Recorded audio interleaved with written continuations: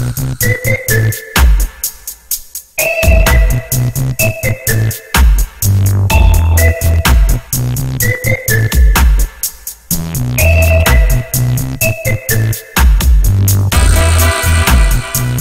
guys, those are all the NES games that I was fortunate enough to own as a kid. You have some good ones and you have some not so stellar ones, but unfortunately when you were a kid and when you were growing up with one of the first video game systems you ever had, you know, it was literally the luck of the draw. You never had any idea what you were going to get for your birthday or for Christmas, or you know what a relative was going to buy for you. You just simply had to appreciate what you had and try to play it to your heart's content. So one thing I want to do with this video, guys, is I'm going to make this video an open tag. I want anybody who watches this video to make a video of your own and think of one of the first video game systems that you actually had and tell me what video games you were actually fortunate to own, regardless if it was a birthday present, Christmas present, or a gift from the family. Just remember the rules. It can't be games you rented. It can't be games that you managed to own when you started to get into the video game collecting scene, or games that you actually traded for. Let's just focus on the games that you actually bought or picked, or your parents bought for you. On HGR here, and that was the Completionist. He did a video talking about the games he owned as a kid, and he jumped an open challenge in that video, so I decided to take him up on his offer. And these are some of the games that I owned as a kid. I owned a lot of games as a kid, but these are some of the best ones I remember. The first one is Life Force. I remember going to Radio Shack and seeing Life Force and not being allowed to get it because the cover was too violent or whatever, didn't look good, and wasn't allowed to get it. So anyway, my birthday rolled around, and then Grandma was like, yeah, you can have it, it's just a space shooting game, I don't know why you weren't allowed to get it. So I got this game. I played the living crap out of this game, played it so much, played it with my friends, just played it. And I remember the first time I beat this brain eyeball guy here. When I beat him for the first time, I remember jumping out of my skin. I was so happy. So yeah, this is definitely one that I remember as a kid, and I definitely enjoyed playing a lot. Next up, The Adventures of Bayou Billy. I got that game for my birthday. Also, I think the same time I got Life Force. And at first when I got this game, I didn't like it. It was very hard, very challenging, and I didn't really play it much. I had some friends who would come over and they would play it. They were better at it than I was, and they would play it, but I didn't really start getting into it until I got sick. I think I got bronchitis or something from school, and I got sick, and then I had Mario 3. It was out at the time, but I just said, all right, I'm gonna pick up Bayou Billy. So I picked it up and I just started playing it, and finally got better at it and got to where I could get almost through it. And my favorite thing about this game was the fact that you could use the light gun on game A, to shoot the enemies, kind of like a little target range. And I really enjoyed doing that as a kid and getting through this game in the driving stages. This game kind of had everything for me, and I really liked it. I had as a kid was Bases Loaded. I remember this one. I just started playing Little League when I was a kid, my first season. And I remember, when you're a kid, you look for any excuse to get a game. So I remember saying, I need to go get a game so I can practice. And I went over to Toys R Us, and I was looking through, all the sports games, looking through all the baseball games. I think it was like RBI baseball, the MLB LGN game, and this one at the time looked the most realistic, most like real baseball. And so then I had to pick this one up. Got it, took it home, and I pretty much played it religiously. I got to know who all the players were. Me and my friends would play this. We'd get home after school and we'd play this. And some of my favorite thing was like the mechanics of it. The pictures, they looked real. You had the bat and the batters and stuff, and they changed position. And just had a really fun time playing this. And I liked when you did substitutions. Like you swapped out a pitcher, they came out in a little golf cart. Unlike they do now where they run out. And then you change out a batter. They just kind of go walking off the field. And then also you could hit people with the ball. And sometimes they would charge the mound. And just an overall good baseball game. Had a lot of fun playing this one as a kid. This one I got as a kid was Knight Rider. And I grew up in the 80s. And so, Knight Rider, that's just one of the shows that you watched. I mean, if you wasn't watching Knight Rider, I don't know what you were doing. But Knight Rider with Kit and the talking car and, David Hasselhoff. But they had all kinds of weapons on this, lasers and everything. So I was really stoked to get this game. And I was hoping it was more of a platformer. And I got this for was this Christmas? No, this was a Christmas present I got one year. And I got the game and, Kit was there. Little flashing light in the front, the machine guns, the lasers, the turbo boost where you could jump. But in the end, it was still just a racing game, kind of like Rad Racer or whatever. So you got the power-ups and stuff, but I was just a little disappointed by this, but I did play this game a lot. And I did buy the Japan version on the TurboGrafx 16 on the PC Engine Knight Rider Special. So the game's almost exactly the same, but the graphics are a little bit better. And it's a little harder to play on the TurboGrafx. But yeah, this is one I got as a birthday present, or was it Christmas present. That I just love Knight Rider, and I was really looking forward to this. But in the end, it kind of let me down. So, but anyway, still a fun game to play. Kind of holds up well, but you just have to go in with the expectation it's a racing game, and that's all there is to it. Next, Super Mario Brothers 2. Oh man, I got that the day it came out. I remember I lived in Michigan, outside of Detroit, in a little apartment. I wasn't up there long, but I do remember when this came out, and got home from school, and it was sitting there in front of the TV in the box, and I was just going crazy. I was like, Mario 2, Mario 2, and called my friend up, said, get over here, I got Mario 2. And we played this game so much. I still play this game to this day. It's really fun. But yeah, when I first got it and I saw the princess where she could fly, and having the selectable characters, and then just a whole different map, a whole change from the original Mario. A lot more interactive with the PAL blocks, the potions that open the doors and stuff. And so yeah, I did not pick it out. I didn't even say I wanted it. I came home and there it was. So yeah, I really enjoyed getting this one. I played this game so much. The slot machine at the end, killing the bosses. And I do remember when I finally beat the game, but it wasn't until much later. I probably had this game about 5 or 6 years before I ever got to the end of it and beat it. So, but yeah, this is an all-time classic and one of my favorite games on the NES. Next game is Roadrunner. Got this one for Christmas one year, and I love watching the Roadrunner and Coyote cartoons, but it's definitely not one I would have picked on my own. And at first, to be honest with you, I didn't like this game. It's like you just run around and eat birdseed, and that was about it.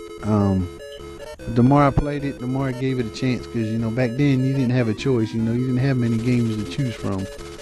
So I finally gave this one a chance and played it, and actually got to where I really liked it. The only thing that I don't like, is the birdseed meter. And that's just like Adventure Island, just one more thing to kill you. If you miss birdseed, your level goes down. If your level goes down all the way, then the coyote grabs you and you lose a life.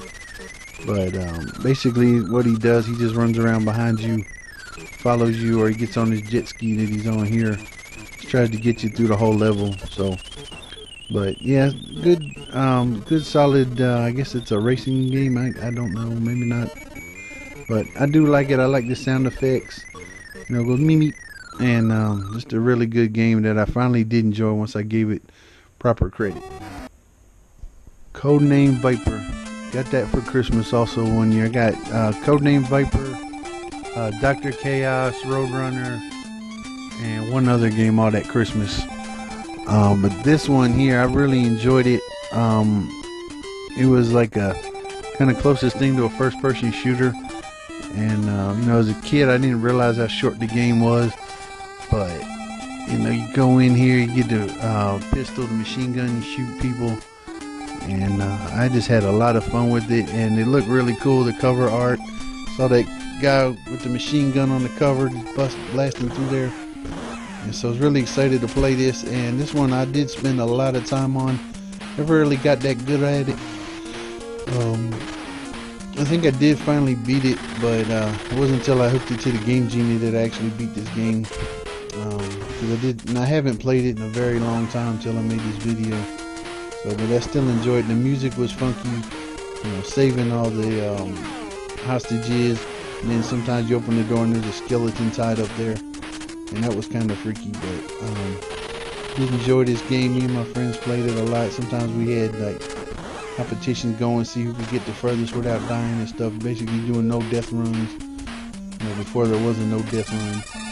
And then the computer screen here, I really liked that. And just playing through that game. Had a lot of fun with it. Now, Top Gun. Wow.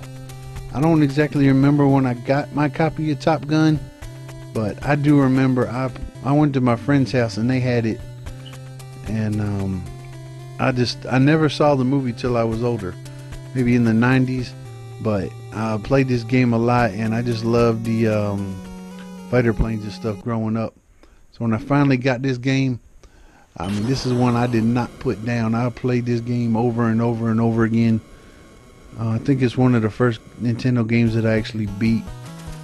And once you get the hang of it, you know, this game it's really pretty easy. Didn't kind of hold up well as far as the difficulty level now, but kind of remind me of Afterburner and stuff.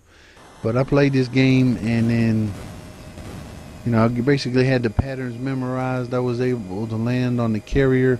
The first time I did that, man, that was like an accomplishment. Just felt so proud of myself. I was like, I landed. And really, the only secret is just watching what it tells you. I think the A button controls your speed, and then up and down, you know, is up and down. And if you just watch the HUD there, it'll tell you how to land. And then when I figured out how to do the area refueling, I was finally able to beat the game, because, you know, the same thing, speed up, slow down, up, down. And yeah, it felt really good once I finally beat this game.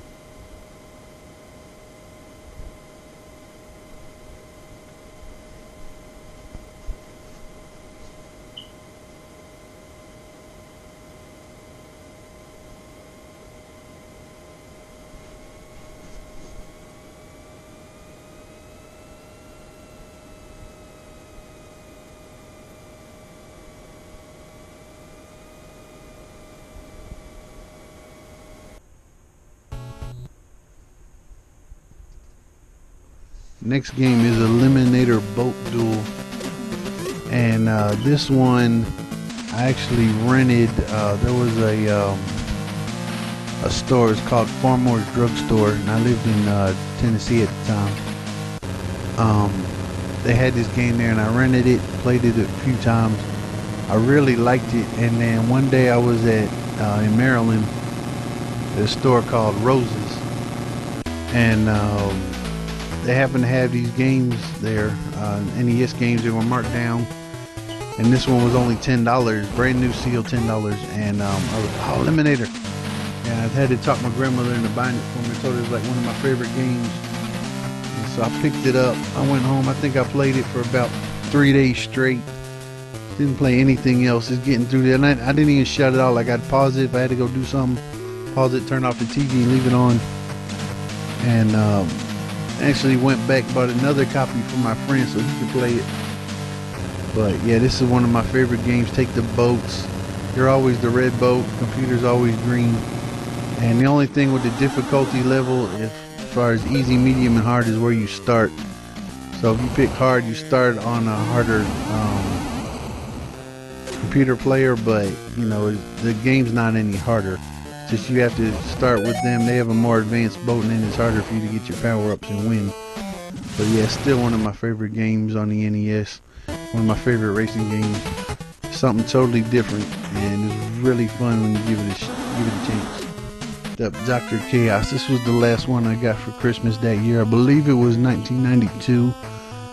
In this game, I'm gonna be honest with you, it was a real disappointment. I looked at the cover and I thought, oh wow, this is gonna be nice. This game's gonna be fun. Saw this little intro screen with the guy walking through the mansion, drinking the potion and going crazy. And then the little skeleton that pops up in the O. And I just thought, man, this game's gonna be so much fun. But no, it was a huge letdown. I started playing it, and first I had no clue what to do with this game. You know, it's before the internet. You know, you can just go on Google or go on YouTube and look up how to do something in the game. You had to figure it out. And it wasn't until much later that I, you know, found out if I had read the instruction book. It told me what to do. That tells you, because what you do in this game is you're trying to build a, I forget what it's called, like a super laser or something. And you have to find this thing called an ultra space sensor. And once you find that, you can go in there, and it tells you where all the hidden passages are in the mansion. Next up, rescue the embassy mission. Got this for my birthday one year. Had no clue what this game was. Kind of looked cool from the box art, and I remember when I first played it, I was kind of impressed by it. And what you do basically is you're a SWAT team, and what you do is you get your 3 snipers around the hotel without getting caught. Cause there's like searchlights that go through there, and they'll shoot at you. And you get them on the roof, and then you can, you know, basically snipe the bad guys through the windows. And then you can, once you do that, get them in place, and these X's on the map. Then you get to drop in the other guys on the roof, and they go down. Then it kind of turns into a first-person shooter. They rappel down the side, break through the window, and you go in, shoot the hostages. Shoot the terrorists, rescue the hostages, and then the game's over and you just go on to the next one. So a really fun game, and really enjoyed playing that as a kid. Alright, Contra, I believe I already talked about this one on a previous video, but I got Contra from my grandmother. This is another one where mom wouldn't buy it, but grandma would. And I remember getting this game, seeing the box art, just fell in love with it. And then I played it. Went to my friend's house and we played this game just all the time after school. Just played it and played it and played it. Got so good at it, you know, we could do no death runs through it. We'd have competitions, you know, so you could get the farthest on one player. And just had a blast with it. I love the power-up system, love the jump and the music. Everything about this game is just awesome. I still love it to this day. Still one of my favorite NES games.